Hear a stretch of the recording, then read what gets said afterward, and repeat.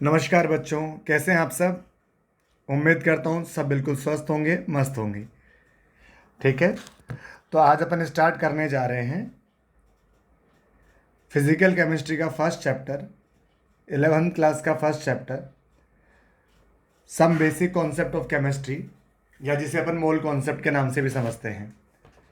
तो सब बच्चे हेडिंग पुट करेंगे mole concept, mole concept.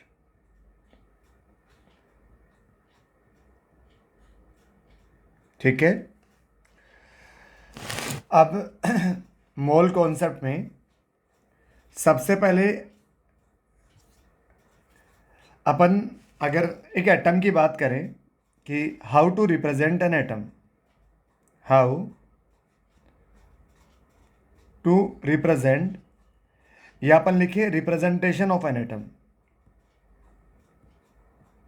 Representation, पहले थोड़ा बेसिक की बात करते हैं, फिर मोल पर भी आएंगे। Representation of an atom. अब एक एटम को अपन रिप्रेजेंट कैसे करते हैं, जेड एक्स ए और Z X A. What is Z here, what is X here. X हो जाएगा वो एटम, ठीक है, जिसको अपन रिप्रेजेंट करने जा रहे हैं। What is Z, Z is atomic number, Z is atomic number, और जितना एटॉमिक नंबर होगा उतना ही मेरे पास क्या होगा, प्रोटॉन होगा। तो this is equal to number of proton. जितना एटॉमिक नंबर है उतना ही नंबर ऑफ प्रोटॉन होगा। और अगर स्पीसीज न्यूट्रल है तो न्यूट्रल स्पीसीज में नंबर ऑफ प्रोटॉन और नंबर ऑफ इलेक्ट्रॉन क्या होते हैं, इक्वल होते हैं। तो this is equal to number of electron, number of electron in neutral species.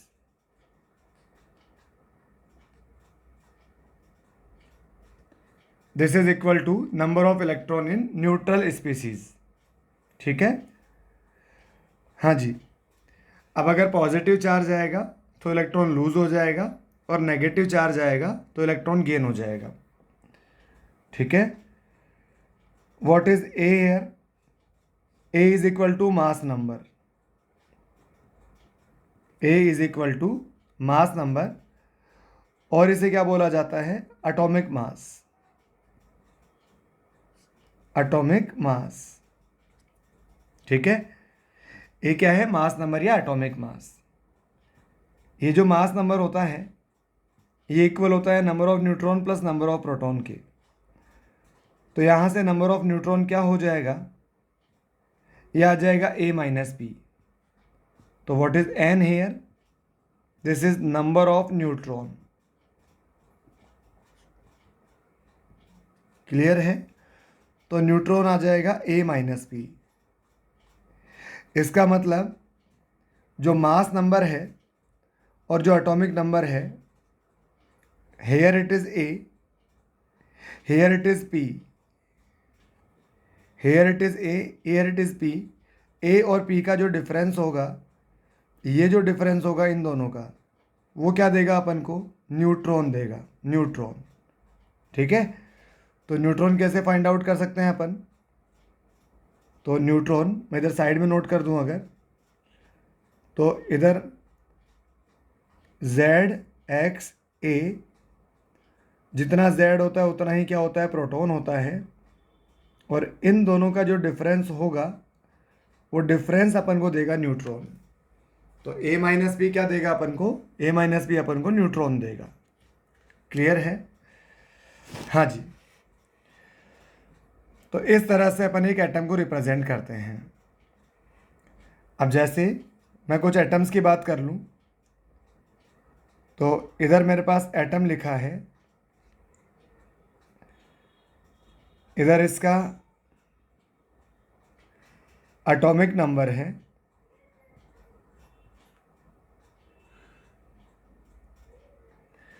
इधर इसका एटॉमिक मास या मास नंबर होगा, एटॉमिक मास या मास नंबर होगा। जैसे हाइड्रोजन होता है 1H1, तो हाइड्रोजन का एटॉमिक नंबर कितना है 1, मास नंबर भी कितना है 1। मास नंबर को रिप्रेजेंट करते हैं ए से। अगर मैं बात करूं प्रोटॉन कितने होंगे, तो बेटा जी जितना मास नंबर, जितना एटॉमिक नंबर होता है उतना ही प्रोटॉन होता है P। अगर मैं बात करूं इलेक्ट्रॉन कितना होगा, इलेक्ट्रॉन कितना होगा, तो न्यूट्रल स्पीसीज में नंबर ऑफ प्रोटॉन और नंबर ऑफ इलेक्ट्रॉन क्या होते हैं, इक्वल होते हैं। नंबर ऑफ प्रोटॉन और नंबर ऑफ इलेक्ट्रॉन क्या होते हैं, इक्वल होते हैं। तो यहाँ इलेक्ट्रॉन भी प्रोटॉन के इक्वल हो जाएगा, 1 हो जाएगा। और अगर नंबर ऑफ न्यूट्रॉन देखना चाहें तो वो आ जाएगा A-P। Here it is A, here it is P। इन दोनों का जो डिफरेंस होगा वो अपन को न्यूट्रॉन देगा। तो हाइड्रोजन न्यूट्रॉन कितना हो जाएगा, 0। अगर मेरे पास है यहाँ पर 2He4, तो एटॉमिक नंबर 2 आ गया, तो प्रोटॉन भी 2 आ गया, इलेक्ट्रॉन भी 2 आ गया। मास नंबर कितना होगा, जो ऊपर लिखा होता है वो मास नंबर होता है, दैट इज़ इक्वल टू 4। ठीक है। और नंबर ऑफ न्यूट्रॉन आ जाएगा इन दोनों का डिफरेंस, तो 4 - 2 कितना आ जाएगा, 2 आ जाएगा। तो ये नंबर ऑफ न्यूट्रॉन आ गया। ठीक है। चले, इसके बाद में आता है 3 लिथियम 7। अब बाकी आप खुद से फाइंड आउट कर लेंगे, मैं बाकी आपके लिए छोड़ दे रहा हूँ। Here it is 4 beryllium 9, 4 beryllium 9। फिर आता है 6 कार्बन 12। अब जो बोरोन होता है, बोरोन के 2 आइसोटोप्स होते हैं, दैट्स वाई। ठीक है। तो बोरोन का जो एवरेज एटॉमिक मास आता है वो 10.8 के अराउंड आता है, तो वो इंटीजर नहीं है, इसलिए मैं नहीं लिख दे रहा। तो 6 कार्बन 12, तो एटॉमिक नंबर आ जाएगा 6, नंबर ऑफ प्रोटॉन आ जाएगा 6, इलेक्ट्रॉन आ जाएगा 6, मास नंबर आ जाएगा 12, तो न्यूट्रॉन भी आ जाएगा मास नंबर माइनस प्रोटॉन, तो ये आ जाएगा 6। ये आ गया 4, प्रोटॉन 4, इलेक्ट्रॉन 4, मास नंबर 9, और मास नंबर और प्रोटॉन का डिफरेंस आ जाएगा 5। एटॉमिक नंबर 3, प्रोटॉन भी 3, इलेक्ट्रॉन भी 3, मास नंबर आ जाएगा 7। ठीक है। और 7 - 3, ये मेरे पास नंबर ऑफ न्यूट्रॉन आ जाएंगे, दैट इज़ इक्वल टू 4। ये आ जाएगा 7 नाइट्रोजन 14, एटॉमिक नंबर 7 आ जाएगा, मास नंबर 14 आ जाएगा, प्रोटॉन भी 7 आ जाएगा, इलेक्ट्रॉन भी 7 आ जाएगा। और इन दोनों न्यूट्रॉन, न्यूट्रॉन क्या होता है, मास नंबर और प्रोटॉन का डिफरेंस, वो भी कितना आ जाएगा, 7 आ जाएगा। 8 oxygen 16, 8 oxygen 16, 11 sodium 23, 24, sorry 12 magnesium 24, magnesium 24, 13 aluminium 27, 15 phosphorus 31, 16 sulphur 32। अब ये कुछ ऐसे हैं जो अपन को याद होने चाहिए। ठीक है। ये मैंने जो एटॉमिक नंबर लिखे, एटम का रिप्रेजेंटेशन लिखा है, ये रिप्रेजेंटेशन आपको याद होना ही चाहिए। ठीक है। अब इतने मैंने सॉल्व कर दिए, बाकी फिल इन द ब्लैंक्स हैं वो आपके लिए हैं, आप इन्हें सॉल्व करेंगे। समझ आ गई बात? तो ये आपका होमवर्क है, आप इन्हें खुद से सॉल्व करेंगे। ठीक है, वेरी गुड। चलो, अब इसके बाद में जैसे एक क्वेश्चन है, फाइंड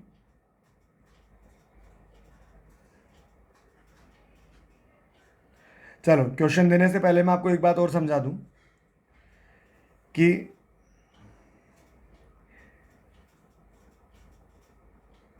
अगर मान लो मेरे पास कोई सब्सटेंस है, सब्सटेंस है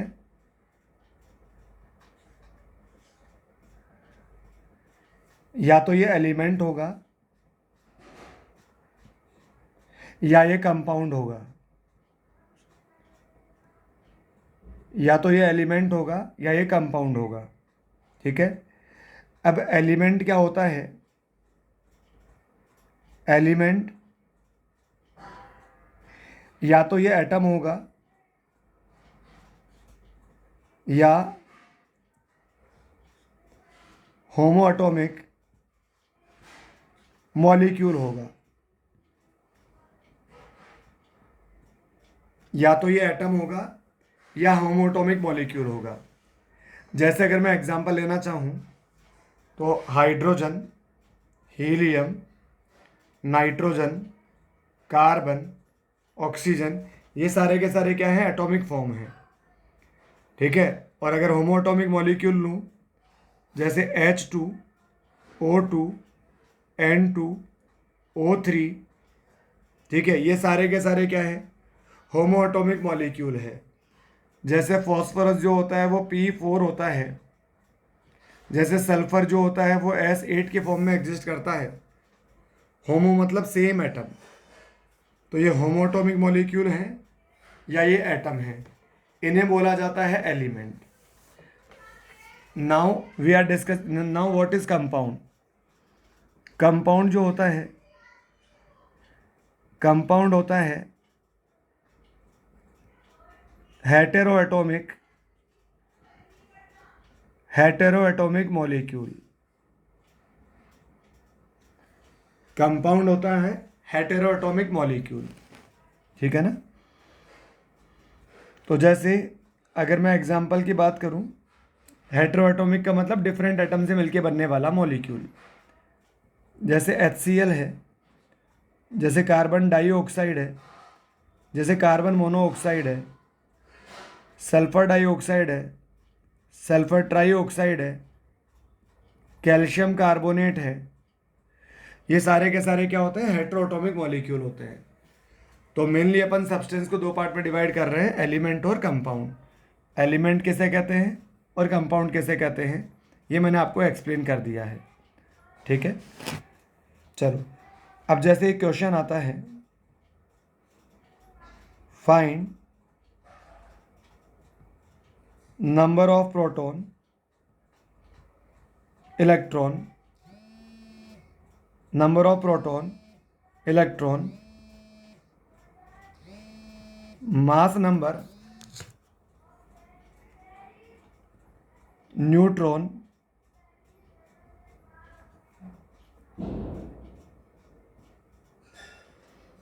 ठीक है, इन फॉलोविंग।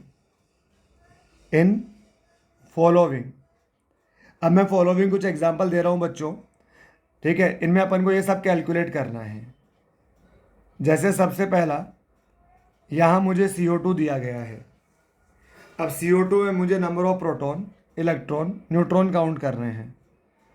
ठीक है, तो कार्बन होता है 6 कार्बन 12 एंड ऑक्सीजन होता है 8 ऑक्सीजन 16। ठीक है ना? अब मुझे इसमें सबसे पहले मैं नंबर ऑफ प्रोटॉन कैलकुलेट करूं, तो जो नीचे लिखा होता है वो प्रोटॉन होता है। तो एक कार्बन में कितना प्रोटॉन है? ये आ जाएगा 6, और कार्बन कितना है? 1, प्लस एक ऑक्सीजन में कितना प्रोटॉन है? दैट इज 8, और नंबर ऑफ ऑक्सीजन कितने हैं? 2। तो कार्बन में 6 इंटू 1, और ऑक्सीजन में 8 प्रोटॉन है एक ऑक्सीजन में, और ऑक्सीजन 2 है, दैट्स वाई 8 इंटू 2। तो यह आ जाएगा 16 प्लस 6, तो यह आ जाएगा 22। Now what is about electron. अब देखो इस पर कोई चार्ज नहीं है, कोई चार्ज नहीं है, तो जितना प्रोटॉन होगा उतना ही क्या होगा? इलेक्ट्रॉन होगा, क्योंकि इलेक्ट्रॉन क्या होता है? न्यूट्रल स्पीसीज में प्रोटॉन के इक्वल। तो ये कितना आ जाएगा? 22। ठीक है ना? अब अपन बात करते हैं मास नंबर या मॉलिक्यूलर मास की। ये मॉलिक्यूल है ना, दैट्स वाई इसका मॉलिक्यूलर मास आता है, और अगर एटम होता तो उसका एटॉमिक मास आता। तो जैसे इसका मास नंबर एक कार्बन का मास नंबर कितना है? 12, और कार्बन कितना है 1, प्लस एक ऑक्सीजन का मास नंबर कितना है 16 और ऑक्सीजन कितने हैं 2, ठीक है ना। तो ये इस मॉलिक्यूल का मास आ जाएगा। मॉलिक्यूल का मास क्या होता है? एटॉमिक मास का sum of atomic mass present in the molecule is equal to molecular mass. तो जितने भी एटम हैं, जैसे CO2 में एक कार्बन है, एक ऑक्सीजन है, एक ऑक्सीजन है, इसका एटॉमिक मास 12, इसका एटॉमिक मास 16, इसका एटॉमिक मास 16, तो इन तीनों को ऐड कर लो तो क्या आ जाएगा? मॉलिक्यूलर मास आ जाएगा। तो हेयर ए क्या है यहाँ पर? This is molecular mass. Molecular mass. तो पहले मैं ए के बारे में लिखवा देता हूँ। ए क्या है? Molecular mass. मॉलिक्यूलर मास और मॉलिक्यूलर वेट। मॉलिक्यूलर मास और मॉलिक्यूलर वेट, ठीक है। ये कैसे कैलकुलेट करते हैं? Molecular mass is equal to sum of atomic mass, sum of atomic mass of atoms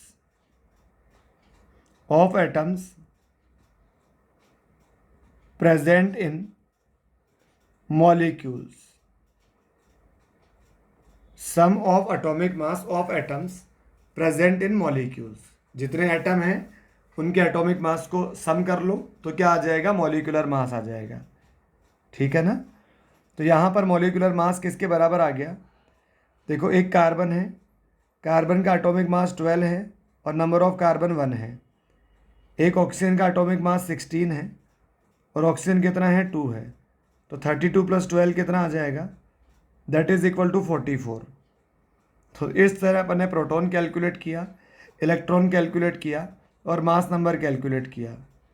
अब अगर मैं न्यूट्रॉन कैलकुलेट करना चाहूँ तो यह आ जाएगा A-B। मास नंबर कितना आ गया? 44। प्रोटॉन कितना था यहाँ? 22। तो इनका डिफरेंस कैलकुलेट करोगे तो वो भी कितना आएगा? 22 आएगा, ठीक है ना। तो इस तरह से अपन इसमें proton, electron, mass number, neutron find out कर सकते हैं, ठीक है। अब एक पॉइंट है, जैसे चलो अपन अगला क्वेश्चन देखते हैं। मैं पहले एक पॉइंट लिखवा देता हूं।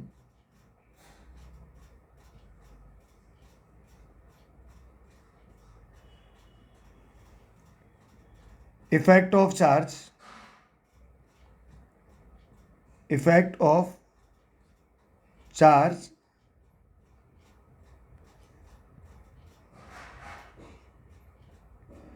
या फिर ऐसे लिखते हैं, there is no effect of charge, there is no effect of charge on number of proton, number of proton, neutron, mass number. Charge affect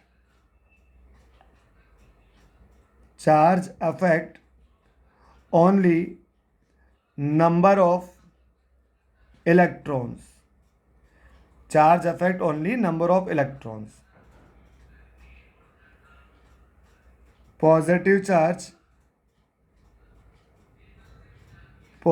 charge means losing of electron,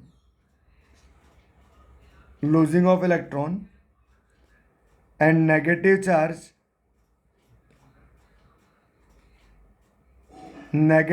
का मीनिंग क्या है बच्चों? It means gaining of electron, ठीक है। जितना positive charge है उतना electron lose करवा दो, जितना नेगेटिव चार्ज है उतना इलेक्ट्रॉन गेन करवा दो, ठीक है ना। चलो अब इसका एग्जांपल देखते हैं। हाँ जी बच्चों, तो जैसे अपन कुछ क्वेश्चन और ट्राई करते हैं। लेट सपोज एक क्वेश्चन है सल्फाइड SO3 2-।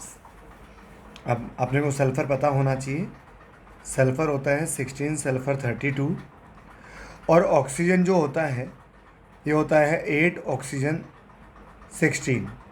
ठीक है ना। अब अगर मैं सबसे पहले नंबर ऑफ़ प्रोटॉन काउंट करूं तो नंबर ऑफ़ प्रोटॉन कितना हो जाएगा इसमें। एक सल्फ़र में कितना प्रोटॉन है 16 और सल्फ़र कितना है 1, प्लस एक ऑक्सीजन में कितना प्रोटॉन है 8। जो नीचे लिखा होता है वो नंबर ऑफ़ प्रोटॉन होता है। तो एक ऑक्सीजन में अगर 8 प्रोटॉन है और ऑक्सीजन कितने हैं 3, तो टोटल प्रोटॉन कितना हो जाएगा 8 3 जा 24। ये तो ऑक्सीजन में, और 16 हो जाएगा सल्फ़र में। 24 प्लस 16 अगर देखें, 16 प्लस 24 अगर देखें तो ये आ जाएगा 40। तो प्रोटॉन आ जाएगा 40। अब इलेक्ट्रॉन कितना आ जाएगा, जितना प्रोटॉन है उसमें यहाँ चार्ज कितना है -2। -2 का मतलब gaining of electron. Negative charge का मतलब क्या होता है, गेनिंग ऑफ इलेक्ट्रॉन। तो -2 का मतलब 2 इलेक्ट्रॉन गेन कर लिया। तो जितना प्रोटॉन है, प्रोटॉन कितना है उसमें कितना ऐड करना है, 2 ऐड करना है। तो प्रोटॉन कितना था 40, उसमें 2 ऐड किया तो टोटल इलेक्ट्रॉन कितना आ गया 42। अब अगर बात करें मास नंबर की या मॉलिक्यूलर मास की, तो एटॉमिक मास का सम करना है। सल्फ़र का एटॉमिक मास कितना है 32 और नंबर ऑफ सल्फ़र एटम कितना है 1, प्लस ऑक्सीजन का एटॉमिक मास कितना है 16। जो ऊपर लिखा होता है वो मास नंबर या एटॉमिक मास होता है। तो ऑक्सीजन का एटॉमिक मास है 16 और ऑक्सीजन कितने हैं 3। तो 16 3 जा 48, 48 प्लस 32 ये कितना आ जाएगा 80 आ जाएगा। तो प्रोटॉन आ गया, इलेक्ट्रॉन आ गया, ठीक है, मास नंबर आ गया या मॉलिक्यूलर मास आ गया। अब अगर मैं नंबर ऑफ़ न्यूट्रॉन की बात करूं तो ये क्या हो जाएगा A माइनस बी। तो 80 माइनस 40 ये कितना आ जाएगा 40 आ जाएगा। ठीक है, चलो अब अगर ये क्वेश्चन मैंने किया तो अगला क्वेश्चन आप खुद से करें। जैसे लेट सपोज मेरे पास NH4 प्लस लिखा है। अब अगर NH4 प्लस लिखा है तो नाइट्रोजन क्या होता है 7 नाइट्रोजन 14 और ऑक्सीजन क्या होता है 1H1। नाइट्रोजन होता है 7 नाइट्रोजन 14 और हाइड्रोजन होता है 1H1। ठीक है, तो यहाँ पर अब सबसे पहले अगर मैं टोटल प्रोटॉन काउंट करूँ तो बच्चों प्रोटॉन नाइट्रोजन में कितना प्रोटॉन आ जाएगा, एक नाइट्रोजन में 7 और नाइट्रोजन कितना है 1, प्लस हाइड्रोजन में कितना प्रोटॉन आ जाएगा, एक हाइड्रोजन में 1 और नंबर ऑफ हाइड्रोजन कितना है 4। तो अगर एक हाइड्रोजन में एक प्रोटॉन है तो 4 हाइड्रोजन में 4 प्रोटॉन हो जाएगा। तो 7 प्लस 4 ये कितना आ जाएगा 11। ठीक है, अब अगर मैं इलेक्ट्रॉन की बात करूं तो पॉजिटिव, यहाँ +1 चार्ज है तो पॉजिटिव चार्ज का मतलब लूजिंग ऑफ इलेक्ट्रॉन। तो जितना भी प्रोटॉन है उसमें 1 माइनस कर देते हैं। तो प्रोटॉन कितना है मेरे पास 11, 11 माइनस 1 करोगे तो इलेक्ट्रॉन कितना आ जाएगा 10 आ जाएगा। व्हाट अबाउट मास नंबर, तो देखो मास नंबर या मॉलिक्यूलर मास कितना आ जाएगा, 1 नाइट्रोजन का मास नंबर है 14 और नाइट्रोजन एटम कितने हैं 1, प्लस एक हाइड्रोजन का एटॉमिक मास कितना है 1 और हाइड्रोजन कितना है 1। तो 14 प्लस 4 ये कितना आ जाएगा 18। अब अगर अपन न्यूट्रॉन की बात करें तो न्यूट्रॉन कितना आ जाएगा, तो वैसे सिमिलरली आप A माइनस पी कर सकते हैं।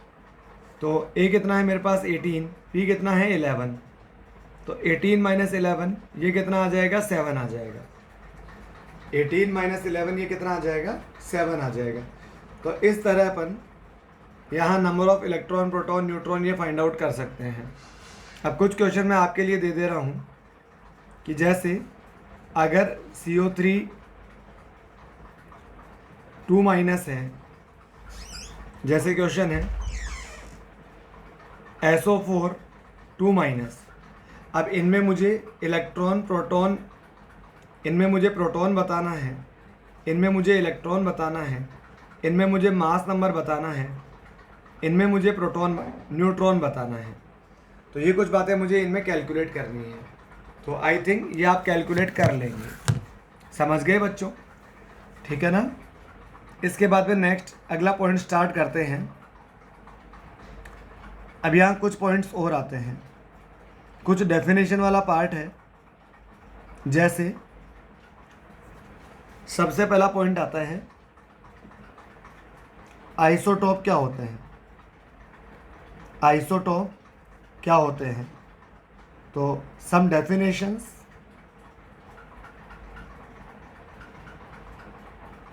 सम डेफिनेशंस।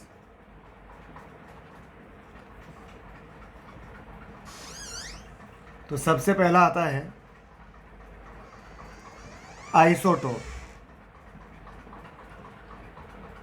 अब आइसोटोप क्या होता है? Element which having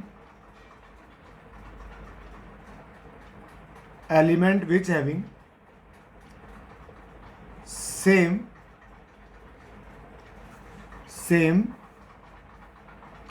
atomic number or number of proton,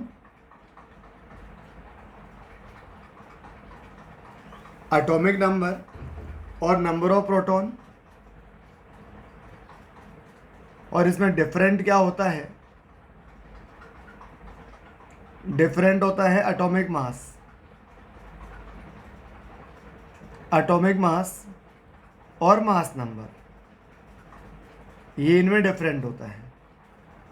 जैसे for an example 6 carbon 12, 6 carbon 13 और 6 कार्बन 14। 6 कार्बन 12, 6 कार्बन 13 और 6 कार्बन 14। ठीक है? तो अब इन तीनों में एटॉमिक नंबर 6 है, मास नंबर 12, 13 और 14 है। तो atomic number same, mass number different, तो ये क्या हो जाएंगे? आइसोटोप हो जाएंगे। अगर मैं सेकंड एग्जांपल की बात करूं, 1H1, 1H2, 1H3, 1H1, 1H2, 1H3। ठीक है? तो इन तीनों में भी एटॉमिक नंबर सेम है, मास नंबर डिफरेंट है। ठीक है? ये जो 1H1 है इसे बोला जाता है प्रोटियम, जो 1H2 है इसे बोला जाता है ड्यूटेरियम, ड्यूटेरियम जो 1H3 है इसे बोला जाता है ट्राइटियम। इसको P से रिप्रेजेंट करते हैं, इसको D से रिप्रेजेंट करते हैं और इसको T से रिप्रेजेंट करते हैं। Protium, deuterium, tritium. तो ये क्या हो जाएगा? आइसोटोप हो जाएगा। समझ आ गई बात? चलो अब सेकंड पॉइंट अपन डिस्कस करते हैं, आइसोबार्स। आइसोबार क्या होता है? जिनमें सेम क्या होता है? एटॉमिक मास और डिफरेंट क्या होता है?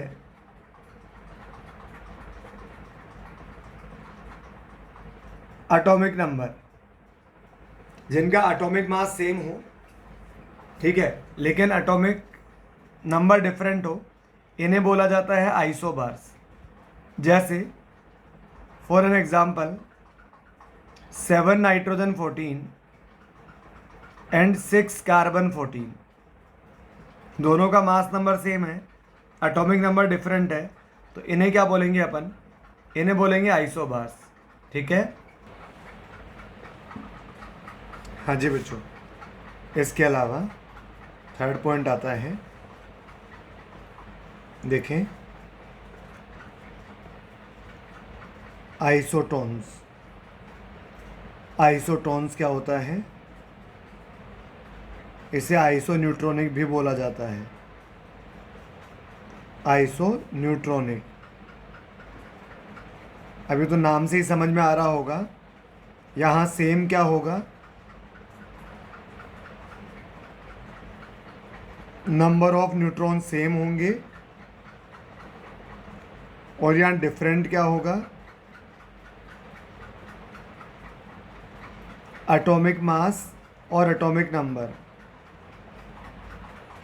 Atomic number and atomic mass दोनों क्या होंगे, डिफरेंट होंगे। ठीक है, जैसे फॉर एन एग्जाम्पल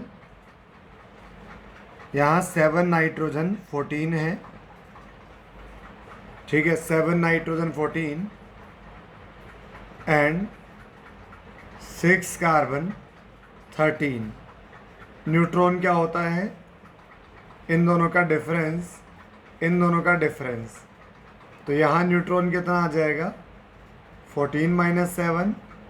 यहाँ न्यूट्रॉन कितना आ जाएगा, 13 माइनस 6। ये भी 7 होगा और ये भी 7 होगा। तो जिनके पास नंबर ऑफ न्यूट्रॉन सेम होते हैं उन्हें आइसोटोन्स या आइसो न्यूट्रॉनिक बोला जाता है। ठीक है बच्चों, ठीक है। इसके बाद में नेक्स्ट पॉइंट आता है आइसो इलेक्ट्रॉनिक। नेक्स्ट पॉइंट आता है आइसो इलेक्ट्रॉनिक। आइसो इलेक्ट्रॉनिक क्या होता है, यहाँ सेम क्या होता है, number of electrons, number of electron. जैसे for an example 7 nitrogen 3 minus 8 oxygen 2 minus 9 fluorine minus 10 neon 11 sodium plus 12 magnesium 2 plus and so on. अब अगर मैं यहाँ इलेक्ट्रॉन देखूँ, इसमें इलेक्ट्रॉन कितना हो जाएगा, जितना प्रोटॉन है उसमें 3 ऐड कर दो, इसमें जितना प्रोटॉन है उसमें 2 ऐड कर दो, जितना प्रोटॉन है उसमें 1 ऐड कर दो। यहाँ न्यूट्रल है तो इलेक्ट्रॉन प्रोटॉन इक्वल होगा। पॉजिटिव चार्ज का मतलब लूजिंग ऑफ इलेक्ट्रॉन, तो जितना प्रोटॉन है उसमें 1 माइनस कर दो, और यहाँ जितना प्रोटॉन है उसमें 2 माइनस कर दो। अगर आप इन सब में चेक करोगे तो नंबर ऑफ इलेक्ट्रॉन क्या दिख रहा होगा, सेम दिख रहा होगा। तो इन्हें बोला जाता है आइसो इलेक्ट्रॉनिक। ठीक है बच्चों, चले इसके बाद में नेक्स्ट पॉइंट आता है आइसो डायाफर। आइसो डायाफर। अब आइसो डायाफर किसे बोलते हैं, आइसो डायाफर बोला जाता है, इनमें सेम क्या होता है, neutron minus proton, N minus P का जो डिफरेंस है ये यहाँ सेम होता है। ठीक है ना। अब देखो न्यूट्रॉन किसके बराबर होता है, ये ए माइनस पी के बराबर होता है, और एक माइनस पी और है। तो इसका मतलब ये क्या हो जाएगा, ए माइनस टू पी जिनमें सेम हो उन्हें बोला जाता है आइसो डायाफर। ठीक है, तो जैसे एक एग्जाम्पल है, मेरे पास 1H3। अब यहाँ न्यूट्रॉन कितना आ जाएगा मेरे पास में 2, प्रोटॉन कितना आ जाएगा मेरे पास में 1, और n माइनस पी कितना आ जाएगा मेरे पास में, ये भी आ जाएगा 1। सिमिलरली अगर मैं यहाँ 6 कार्बन 13 देखूँ तो यहाँ न्यूट्रॉन कितना आ जाएगा 7, प्रोटॉन कितना आ जाएगा 6, और न्यूट्रॉन माइनस प्रोटॉन 7 माइनस 6 ये कितना आ जाएगा 1। तो दोनों में n माइनस पी क्या है, इक्वल है। तो इसे ऐसे स्पीसीज को क्या बोला जाता है, जिनमें n माइनस पी सेम हो उन्हें बोला जाता है आइसो डायाफर। ठीक है ना। और एक लास्ट डेफिनेशन है लास्ट डेफिनेशन है आइसोस्टर। आइसोस्टर किसे कहते हैं? Species which having same atomicity. Atomicity क्या होता है? Number of atom, number of atom in species. जो भी स्पीसीज अपन को गिवन है, अगर उनमें नंबर ऑफ एटम सेम होंगे तो उन्हें अपन, ठीक है, तो इसे बोला जाता, नंबर ऑफ एटम सेम होंगे। और क्या सेम होना चाहिए? Number of electron. तो उन स्पीसीज को क्या बोला जाता है एक दूसरे के साथ? वो आइसोस्टर होते हैं। एटॉमिसिटी सेम हो, नंबर ऑफ इलेक्ट्रॉन सेम हो। एटॉमिसिटी क्या होता है? Number of atom in species. जैसे फॉर एन एग्जाम्पल, इधर मेरे पास N2O है, इधर मेरे पास CO2 है। अगर मैं एटॉमिसिटी की बात करूं, नंबर ऑफ एटम, यहाँ भी कितना है 3 और यहाँ भी कितना है 3। अब अगर मैं इसके अलावा नंबर ऑफ इलेक्ट्रॉन की बात करूं, नंबर ऑफ इलेक्ट्रॉन ये बराबर हो जाएगा नंबर ऑफ प्रोटॉन के, क्योंकि स्पीसीज कैसी है? न्यूट्रल है। अब नाइट्रोजन होता है 7 नाइट्रोजन 14, कार्बन इन जनरल होता है 6 कार्बन 12 और ऑक्सीजन होता है 8 ऑक्सीजन 16। ठीक है ना? इतना अपने को समझ आता है। अब अगर मैं यहाँ चेक करूँ नंबर ऑफ इलेक्ट्रॉन, तो 1 नाइट्रोजन में नंबर ऑफ इलेक्ट्रॉन कितना है? 6। नंबर ऑफ प्रोटॉन कितना है? 7। नाइट्रोजन कितना है? 2 प्लस 1 ऑक्सीजन में प्रोटॉन कितना है? 8 और नंबर ऑफ ऑक्सीजन कितना है? 1। तो 14 प्लस 8 ये कितना आ जाएगा? 22। 22 प्रोटॉन होएगा, तो 22 ही यहाँ इलेक्ट्रॉन हो जाएगा। अब अगर मैं CO2 में चेक करूँ नंबर ऑफ प्रोटॉन, तो 1 कार्बन में प्रोटॉन कितना है? 6 और number of carbon 1 plus 1 oxygen में प्रोटॉन कितना है? 8 और ऑक्सीजन कितना है? 2। अब अगर आप काउंट करोगे तो 16 प्लस 6 ये भी कितना आ जाएगा? 22। तो इन दोनों में नंबर ऑफ प्रोटॉन सेम है, दोनों न्यूट्रल है, तो दोनों में नंबर ऑफ इलेक्ट्रॉन सेम है। तो इन दोनों स्पीसीज में इलेक्ट्रॉन भी सेम है, एटॉमिसिटी भी सेम है, तो ये क्या होंगे? एक दूसरे के साथ आइसोस्टर होंगे। ठीक है ना भाई? चल, अब इसके बाद में एक क्वेश्चन ट्राई करते हैं। तो सभी क्वेश्चन लिखेंगे। If carbon atom is represented by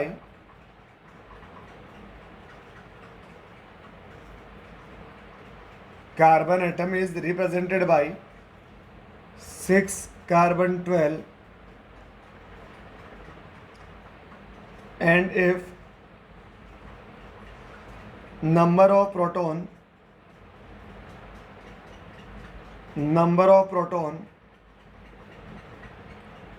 becomes half and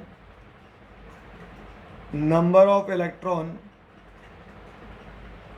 becomes double,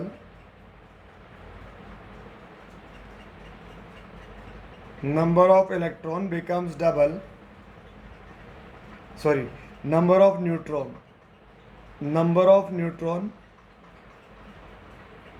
becomes double, then find out percentage change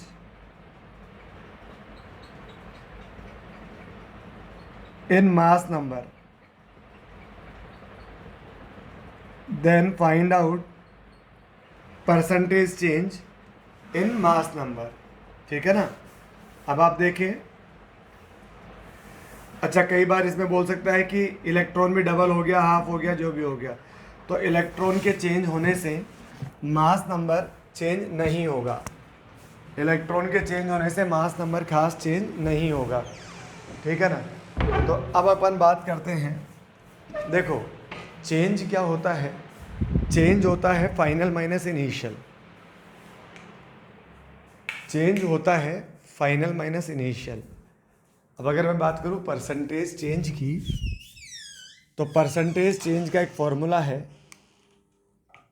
percentage change का एक फॉर्मूला होता है final minus initial out of initial multiply by 100। तो परसेंट, देखो सबसे पहले अपन change की बात करें, चेंज इन मास नंबर, तो यह आएगा फाइनल माइनस इनिशियल। अब अगर परसेंटेज चेंज की बात करेंगे तो final minus initial out of initial multiply by 100, ठीक है ना। तो final mass minus initial mass upon initial mass multiply by 100। अब मेरे पास में ये 6 कार्बन 12 है, इसके दो कंडीशन है, एक इनिशियल कंडीशन है और एक फाइनल कंडीशन है।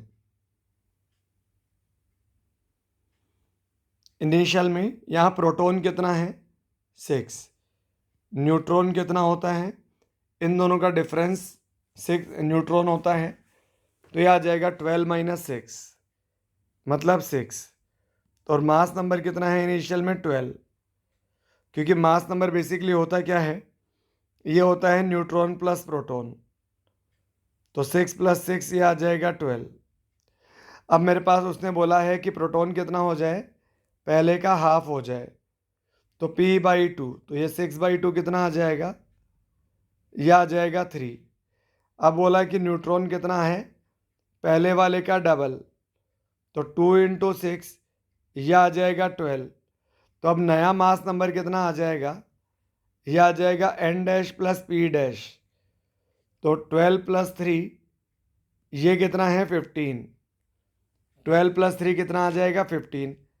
अब अपने से बात पूछा है परसेंटेज चेंज की, तो percentage change in mass number, तो फाइनल वैल्यू कितनी आई है 15, इनिशियल कितनी है 12 अपॉन 12 मल्टीप्लाई बाई 100, तो ये कितना आ जाएगा 3/12 मल्टीप्लाई बाई 100, तो ये आ जाएगा 25%।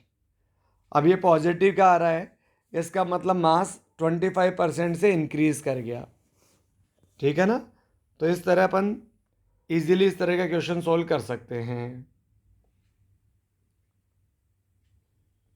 तो बिल्कुल सिंपल क्वेश्चन है, final minus initial out of initial multiply by 100।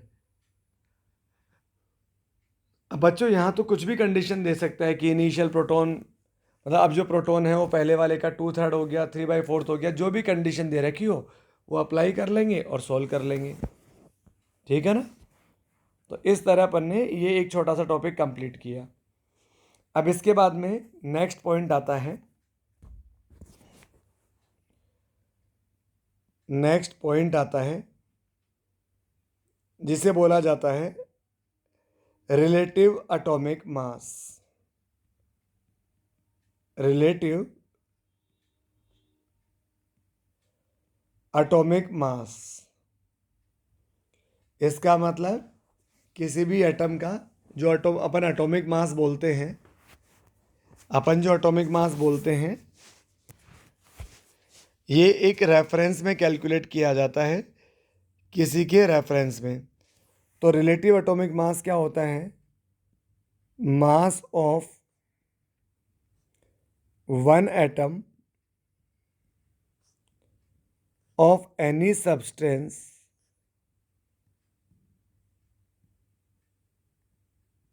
ये तो क्या होता है, एब्सोल्यूट मास होता है। देखो मास of one atom of any substance ये क्या होता है, ये एब्सोल्यूट मास होता है। अब अगर मैं रिलेटिव मास कैलकुलेट करना चाहूँ तो रिलेटिव मास जो कैलकुलेट किया जाता है इनिशियल में यह हाइड्रोजन और ऑक्सीजन के रेस्पेक्ट में कैलकुलेट किया जाता था, बट नाउ अ डेज ये कार्बन 12 के रेस्पेक्ट में कैलकुलेट किया जाता है। तो कार्बन 12 क्या हो गया, ये एक रेफरेंस एटम हो गया। तो ये आ जाएगा 1/12 into mass of one atom of carbon 12 isotope. Carbon 12 isotope, इसका मतलब किसी भी एटम का मास, किसी भी सब्सटेंस के एक एटम का मास कार्बन 12 आइसोटोप के 12th पार्ट का जितने टाइम्स होगा, किसी भी सब्सटेंस के वन एटम का मास कार्बन 12 आइसोटोप के 12th पार्ट का, मतलब 1/12 का जितने टाइम्स होगा, उसे बोला जाता है रिलेटिव एटॉमिक मास। ठीक है, तो अगर अपन कुछ भी चेंज करेंगे ना, रेफरेंस वगैरह, तो रिलेटिव मास ज़रूर चेंज होगा, बट ये जो एब्सोल्यूट मास है ये कभी भी चेंज नहीं होगा। ठीक है ना।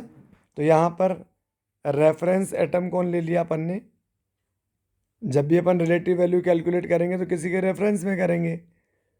तो रिलेटिव एटम अपन ने किसको लिया है, ये अपन लेते हैं आजकल 6 कार्बन 12 को। चले, तो अब यहाँ पर एक टर्म आती है जिसे बोला जाता है atomic mass unit. Atomic mass unit, इसे शॉर्ट में बोला जाता है AMU। ये क्या होता है, 1/12 into mass of one atom of carbon 12 isotope. Mass of one atom of carbon 12 isotope. ठीक है ना। अब देखो, ये जो है, ये वाली जो वैल्यू है कार्बन 12 आइसोटोप के एक एटम का मास, ठीक है, ये जो वैल्यू है ये प्रैक्टिकली कैलकुलेट की गई है।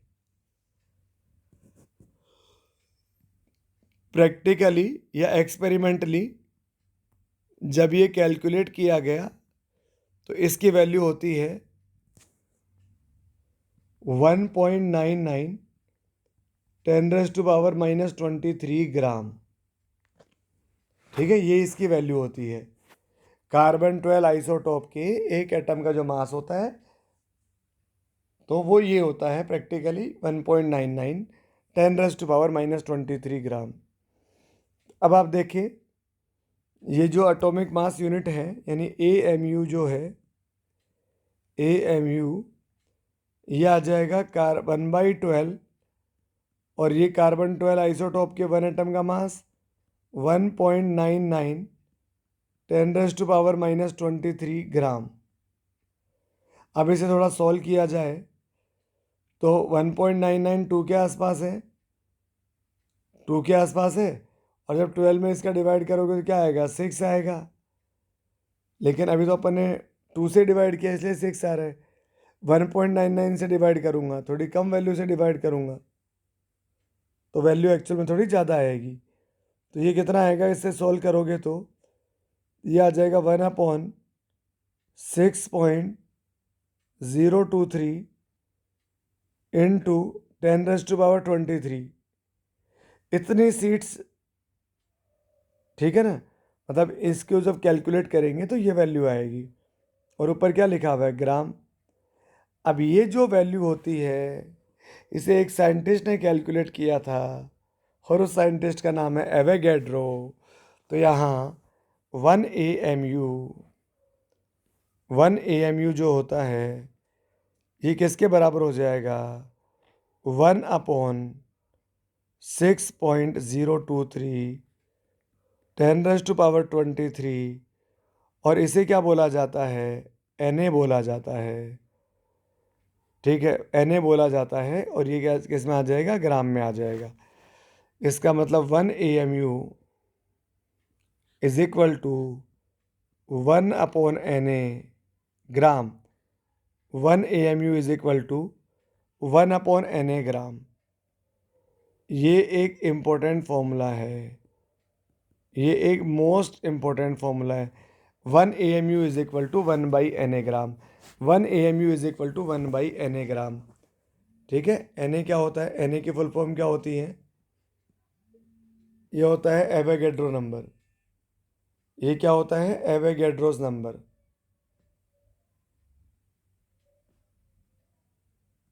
एवोगैड्रोस नंबर होता है। इसकी वैल्यू होती है 6.023 इंटू 10⁻23। ठीक है ना? तो ये इसकी वैल्यू होती है। तो ये जो नीचे लिखा है ये पूरा क्या हो, किसके बराबर हो गया? AMU के बराबर हो गया। अच्छा, इसी AMU को और क्या बोला जाता है आजकल? इसी AMU को यूनिफाइड मास भी बोला जाता है।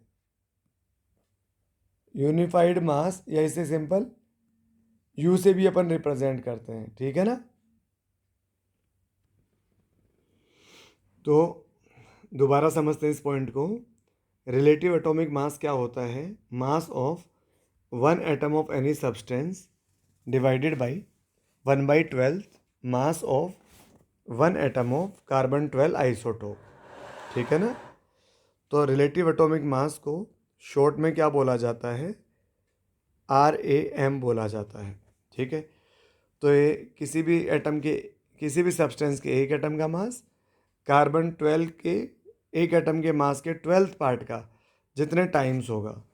इसका मतलब रिलेटिव मास जो होता है ये कार्बन 12 के 1/12 के रेस्पेक्ट में कैलकुलेट किया जाता है। तो रेफरेंस एटम कौन हो गया? कार्बन 12।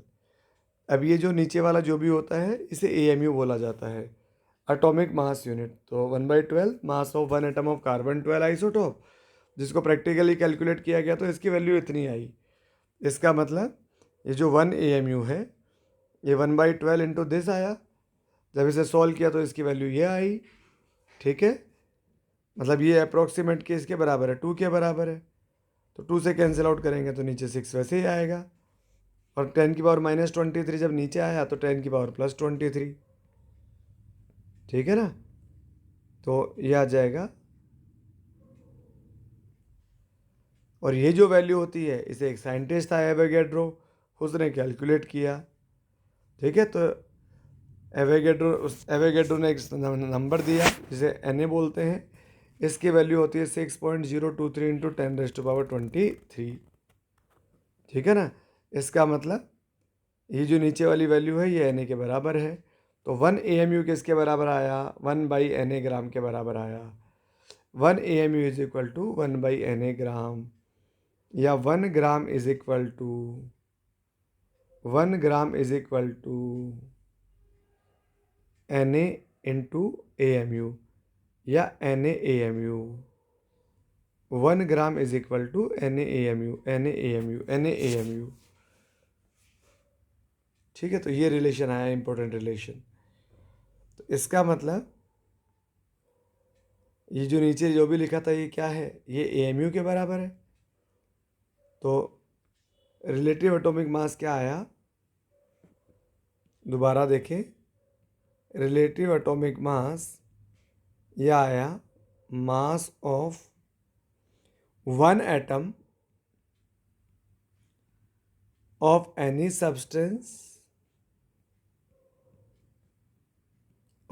सब्सटेंस डिवाइडेड बाई, नीचे वाले को अपन ने क्या बोल दिया है? AMU बोल दिया है।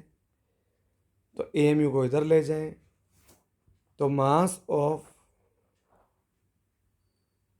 One atom of any substance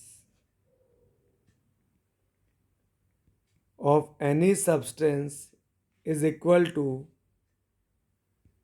relative atomic mass, और वो भी किस में? AMU में। Mass of one atom of any substance is equal to relative atomic mass किस में? AMU में। ये एक इम्पोर्टेंट रिलेशन आया। ये मोस्ट इम्पोर्टेंट रिलेशन है, मोस्ट इम्पोर्टेंट। ठीक है, ये अब ये राम किसके बराबर होता है? ये RAM जो होता है ना, ये किसके बराबर होता है? ये नंबर ऑफ न्यूक्लियॉन्स के बराबर होता है। किसके? नंबर ऑफ न्यूक्लियॉन्स के। नंबर ऑफ न्यूक्लियॉन मतलब न्यूट्रॉन प्लस प्रोटॉन। और ये किसके बराबर होता है? ये ए के बराबर होता है। तो ये है एक जो एटॉमिक मास है, अगर वो एएमयू में हो जाए, अगर एटॉमिक मास एएमयू में हो जाए तो वो कितने एटम का मास होता है? 1 एटम का मास होता है। रिलेटिव एटॉमिक मास या एटॉमिक मास अगर एएमयू में है तो कितने एटम का मास होता है? 1 एटम का मास होता है। 1 एटम का मास। ठीक है। तो mass of 1 atom of any substance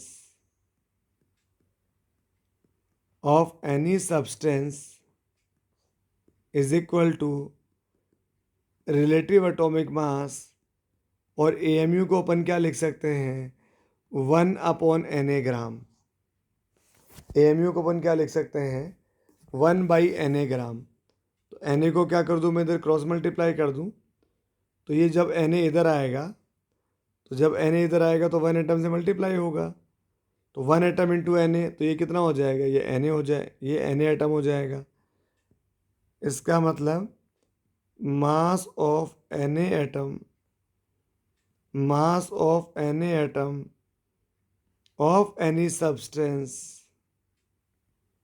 mass of Na atom of any substance, ये किसके बराबर हो जाएगा? Relative atomic mass. और वो भी किस में? ग्राम में। रिलेटिव एटॉमिक मास किस में? ग्राम में। ठीक है। और ये जो 1 एटम होता है ना, 1 एटम, इसी ये जो Na एटम है, इसी Na एटम को और क्या बोला जाता है? और इसे ही 1 मोल बोला जाता है। 1 मोल। इसी Na एटम को क्या बोला जाता है? 1 मोल बोला जाता है। इसका मतलब mass of 1 atom of any substance, ये तो जो एटॉमिक मास होगा वो किस में आएगा? एएमयू में। तो एक एटम का मास तो एटॉमिक मास एएमयू में। और वही mass of any atom of any substance, तो वो किस में आता है? रिलेटिव एटॉमिक मास किस में? ग्राम में। और एनी एटम को और क्या बोला जाता है? 1 मोल। एनी एटम को और क्या बोला जाता है? 1 मोल। इसका मतलब अब एग्जाम्पल ढंग से समझना। जैसे मेरे पास लिखा हुआ है नाइट्रोजन 14।